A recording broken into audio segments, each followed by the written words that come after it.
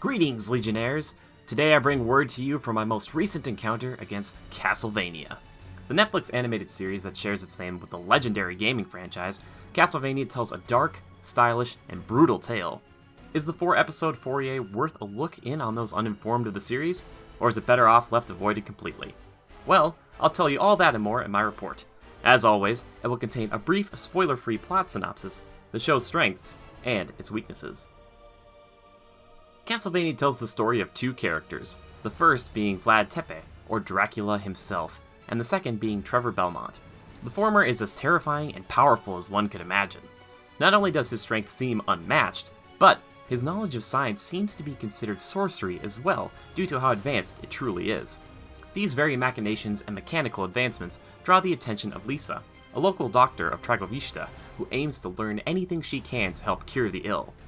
This drive leads her directly into the clutches of Dracula himself, who, after some slight goading, takes her on as an apprentice, and eventually, his own wife.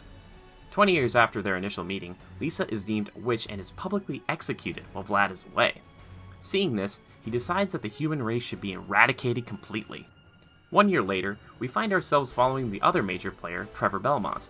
A monster hunter from the House of Belmont, Trevor has fallen on hard times since the church excommunicated his entire family and they were cast out of favor in the public eye. His goal is to mainly survive and help where he can.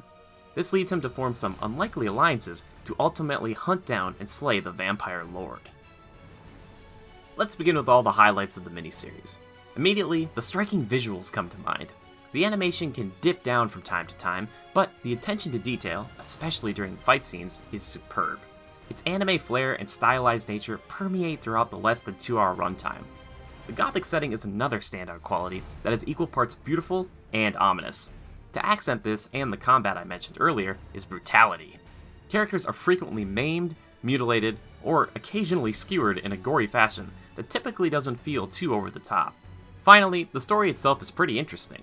There's an established lore that seems present and tempts one to find out more on this beloved tale's history. Unfortunately, Castlevania isn't without its fair share of flaws. Primarily, this comes down to some pretty bad writing and voice acting. This isn't to say that everything spoken is horrible, quite the contrary. Dracula was probably the best of the bunch, conveying both ferocity and feeling when it called for it.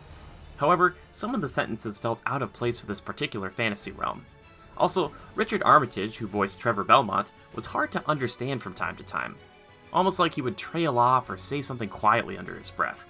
I levy this complaint as one who listened to roughly half of the series with headphones on.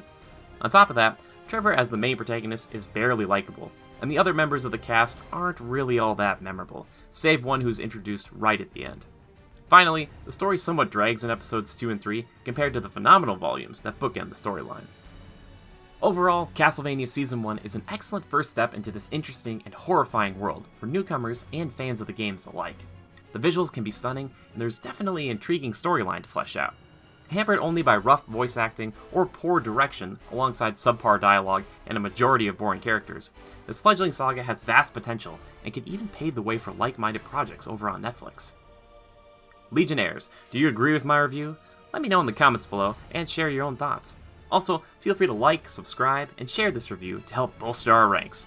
If you want to support us monetarily, then check us out on patreon.com/criticalreviews to help us make more reviews like this one. Thanks for stopping by, and remember to adapt and overcome.